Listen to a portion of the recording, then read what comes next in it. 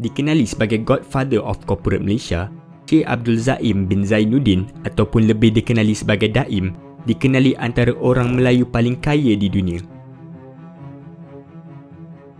Jika kita membuat pencarian di Google tentang orang Melayu terkaya, pasti nama Tan Sri Sheikh Mokhtar Al-Bukhari akan terletak pada tangga pertama dengan kekayaan 6.64 bilion ringgit. Namun, baru-baru ini, pendedahan terkini menunjukkan Tun Daim mempunyai nilai aset yang sangat banyak dan boleh mengalahkan kekayaan Tan Sri Sheikh Mokhtar. Walaupun tidak selalu bersuara, portfolio meluas beliau dalam bidang politik dan ekonomi selalu meletakkan beliau di mata awam. Pada video ini, saya akan rungkaikan tentang biodata, pendidikan dan perniagaan Tun Daim ini yang membolehkan dia digelar sebagai orang Melayu terkaya di dunia.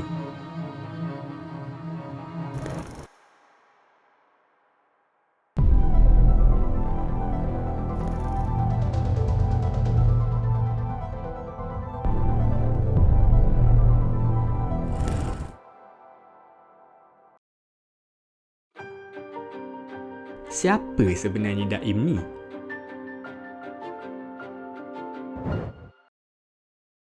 Lahir pada 29 April 1938 di Alor, Kedah, Tun Daim mendapatkan pendidikan menengah awalnya di Kolej Sultan Abdul Hamid dan menghabiskan pendidikan menengahnya di Institusi Saint Xavier Pulau Pinang.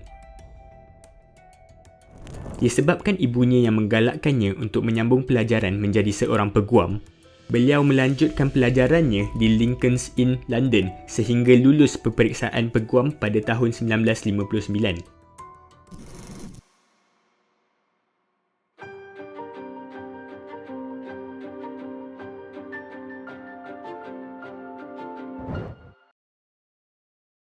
Apabila beliau kembali ke Malaysia, beliau memulakan kerjayanya sebagai seorang peguam di bawah syarikat Sean de la Mor yang merupakan syarikat perguaman terbesar di Malaysia. Sehingga tahun 1968, beliau bertukar-tukar tempat kerja perguamannya dan akhirnya membuat syarikat perguamannya sendiri iaitu Daim dan Gamani. Bermula pada 1969, beliau mula mendalami dunia bisnes. Bisnes pertama yang Daim cuba adalah bisnes pembuatan garam di mana beliau pergi ke Thailand, Jepun dan Taiwan untuk mempelajari cara pembuatan garam. Namun, beliau hampir bankrupt apabila hujan yang tidak disangka turun pada garamnya yang sedang kering. Beliau juga mendalami pengeluaran plastik, tetapi bisnes ini juga bankrupt disebabkan persaingan yang sengit daripada syarikat pengeluaran plastik yang lain dan mogok yang dijalankan oleh pekerja syarikatnya. Mujurnya, syarikat pembungkusan plastik dan makanan ringan Daim berjaya dan kemudiannya disenaraikan di Kuala Lumpur Stock Exchange. Selain itu, beliau melabur dalam bisnes pelabuhan dengan lesen stevedoring, penghantaran dan pemuat rendah dan menubuhkan sebuah kilang pembuatan yang membuat produk keluli dan besi seperti penutup lubang dan tiang telefon. Kejayaan beberapa bisnes ini membantu Daim membayar hutang bisnesnya yang telah gagal sebelum ini. Beliau kemudiannya memperbagaikan sahamnya yang dipegang secara strategik, seperti membeli saham United Estates Project (UEP) yang sekarang dikenali sebagai Sime Darby UEP. Pada tahun 1973, syarikat hartanahnya mendapat tanah bernilai tinggi di Ceras dan ia membantu melancarkan kejayaan pembinaannya.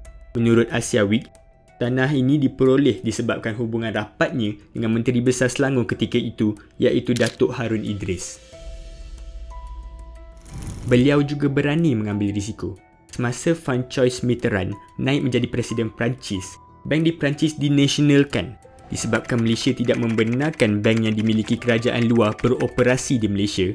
Daim tahu bank tersebut harus dijual ataupun ditutup. Beliau mengambil risiko dengan membeli Bank Indosuez pada tahun 1981 dan kemudiannya menukar milikan majoriti Bank Indosuez untuk milikan minoriti United Malayan Banking Corporation.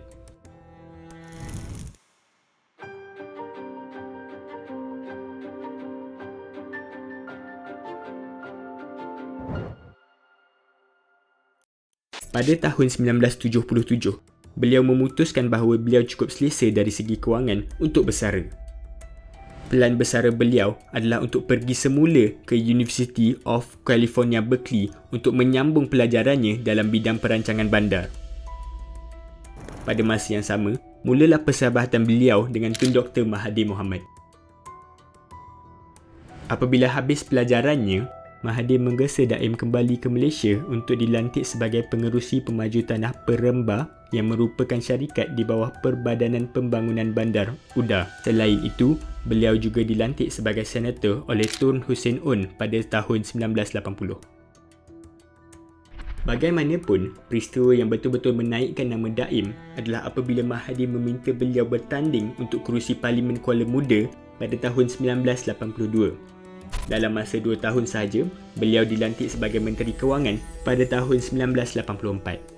Daim meletakkan jawatannya pada tahun 1991 kerana merasakan beliau telah meningkatkan kedudukan kewangan negara. Pada masa yang sama, Mahathir mencadangkan Daim untuk mendapatkan gelaran Tun. Maka, Daim telah menerima anugerah Seri Setia Mahkota pada tahun yang sama.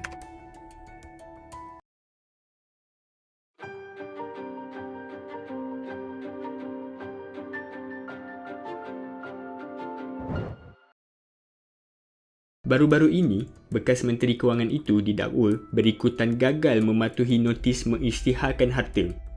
SPRM menjelaskan bahawa siasatan yang dilakukan kepada Daim adalah berdasarkan maklumat yang diperoleh daripada kertas Pandora, iaitu lik dokumen paling besar yang mendedahkan urus niaga kewangan luar pesisir.